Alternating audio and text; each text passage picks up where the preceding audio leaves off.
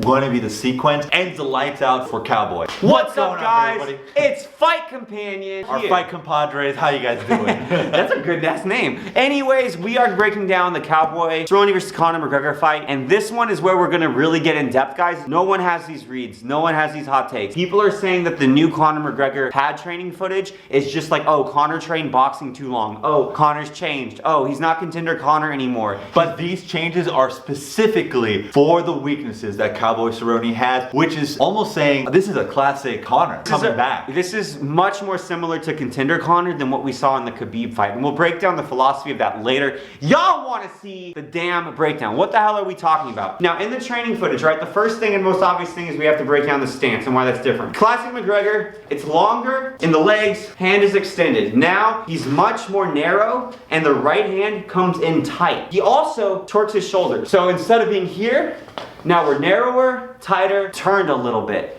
Why is he doing this? There's 3 different shots that CONOR was showing in the training footage. The first one, which literally no one is surprised by, right, is the left straight. Why is that gonna work on Cowboy Cerrone? It's because he always is on a square stance, hip to hip, very, very Muay Thai-esque. So if you look at where Alex is right now, if you just imagine the left coming right here. He's getting ready to give me a blowjob. If you both punch, he's on the outside. Classic McGregor, no one's surprised with this. The second shot that CONOR continually showed in the training footage is the left uppercut. Slightly more surprising, but we know CONOR likes uppercuts. Why is this important? Why is this good for Cowboy specifically? So when Cowboy gets really, really anxious and he's trying to avoid a rear hand, it doesn't matter if it's a rear hand coming from orthodox, it doesn't matter if it's a rear hand coming from southpaw. Cowboy Cerrone always does one thing, and it's to bend at the waist to every evade time. it. If it's orthodox, bend at the waist. If it's southpaw, bend at the waist. Yep. When it's orthodox, it's not quite as big of a problem because he's bending into their side. They can't throw a lot in that specific angle. But when it's southpaw, when he's established this pattern, this is gonna happen.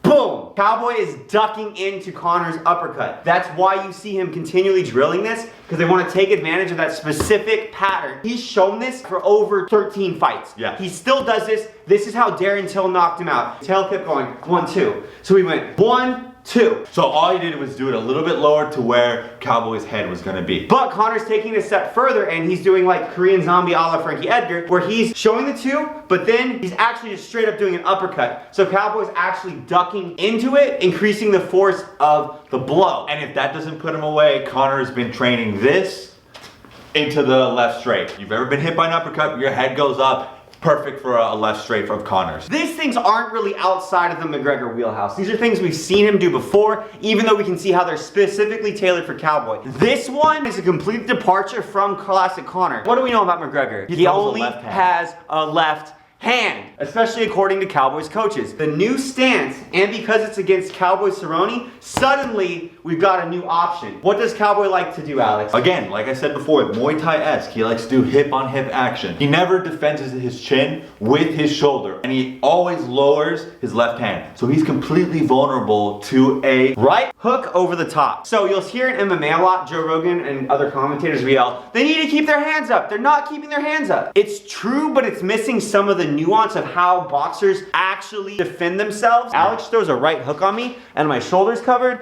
Even if my hand's down, I'm pretty protected. But if my hand's up and my shoulder's down, he can still actually hit me. Cowboy isn't here, which is what fighters mean and what coaches mean. When they say keep your hands up, they really mean keep this position. Cowboy's not here. He thinks he's protected because he has his hand up, but he's not covered up. Yep. He's vulnerable to the hook. And this whole stance is based around allowing McGregor to actually hook and hook with power. CONOR's gonna come in with the stance, he's gonna throw the 3. And that's why you see him really working right hooks, which is something you never saw McGregor work in the past. And to be honest, I think we both think that this is going to be the sequence, ends the lights out for Cowboy. Yeah, and here's that sequence. It's gonna be the 3 to the 2. That McGregor was showing over and over again. Because there were 3 combos. 3, 2, 2, 3, and finally uppercut, cross. Yep. Then he worked in some spice and dice with the 3 different punches, but those are the 3 main sequences you see in the sparring footage. Don't believe me, watch it back. Conor McGregor only has the left hand. How is he gonna get the power into his right hand, which it seems like he's never ever had? He's never finished someone with the right hook. If you guys look at the bladed stance we had before, if you look at my hip, which is the main focus here, when my stance is bladed, my hips range of motion, it's much lower. My shoulders range of motion, it's much lower.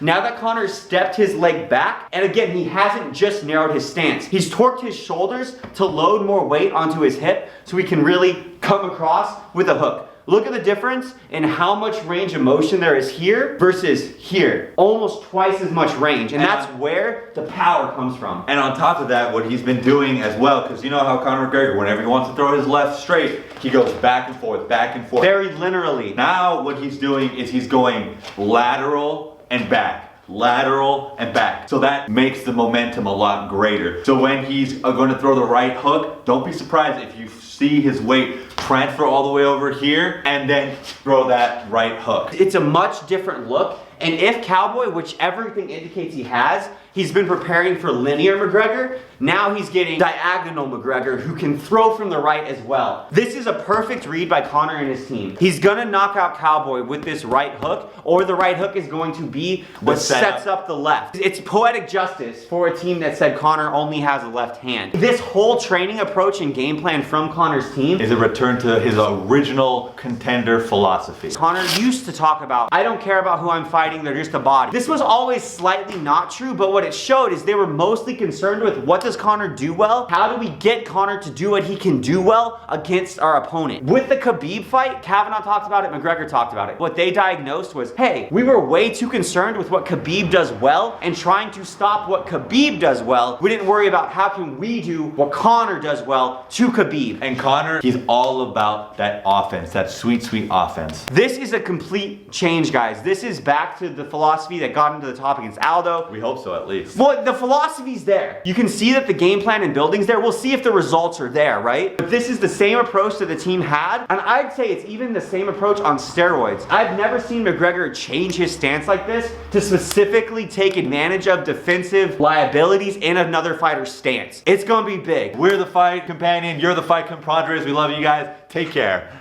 I don't love you, but you're all right.